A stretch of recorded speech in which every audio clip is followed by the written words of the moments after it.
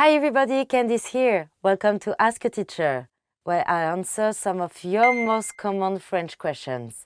The question for this lesson is, what are reflexive pronouns and when do you use them? Before we get into pronouns, let's cover the basics. Every sentence has a subject and an object.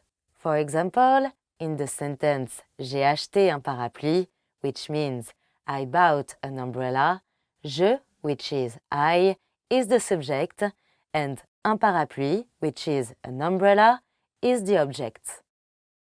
With some sentences, the subject and the object are the same. This is when you use reflexive pronouns. Some common examples are se laver, meaning to wash oneself, s'adresser à, to address oneself to, se coucher, to put oneself to bed, and s'habiller, to dress oneself. When we say reflexive verbs in French, we mean verbs that use reflexive pronouns, like the verbs se brosser, s'adresser, s'habiller, s'énerver, se fâcher, and s'imaginer. They all have the pronoun se or s apostrophe before the verb, and they generally mean that the subject of the verb is asking on itself. The reflexive pronouns are me with je for myself, te with tu for yourself, se or s apostrophe if the word starts with a vowel, with il and elle for himself and herself, il, elle for themselves, and nous and vous for ourselves. They go in before the verb and after the subject. For example, if you are going to go to sleep, you would say je vais me coucher. If you and your family get up early in the morning, you'd say nous nous levons tôt le matin.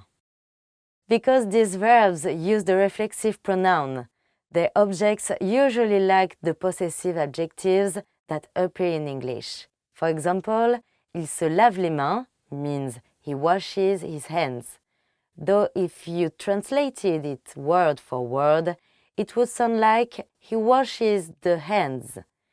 This also goes for other phrases like il se lave les cheveux, he washes his hair, and il se brosse les dents for he brushes his teeth. A common reflexive pronoun phrase we use in French is s'en aller, which means to be on one's way. If your friend is getting ready to go, you might ask, tu t'en vas? Which means, you're leaving? Or, are you on your way out? You can also use reflexive pronouns with emotions to make them stronger. For example, if you made your mother angry, you would say, elle s'est fâchée, as in, she became angry. Using the reflexive pronoun is stronger than elle était fâchée, as in she was angry, which just sounds like factual information. Note that with reflexive pronouns, you conjugate the verb according to the subject. That's why fâché has an extra E in this case. If it were your father or your uncle who were angry, you would write il s'est fâché. So that's it. I hope that answers the question. If you have any more questions, please leave them in the comments below and I try to answer them. À bientôt. See you soon.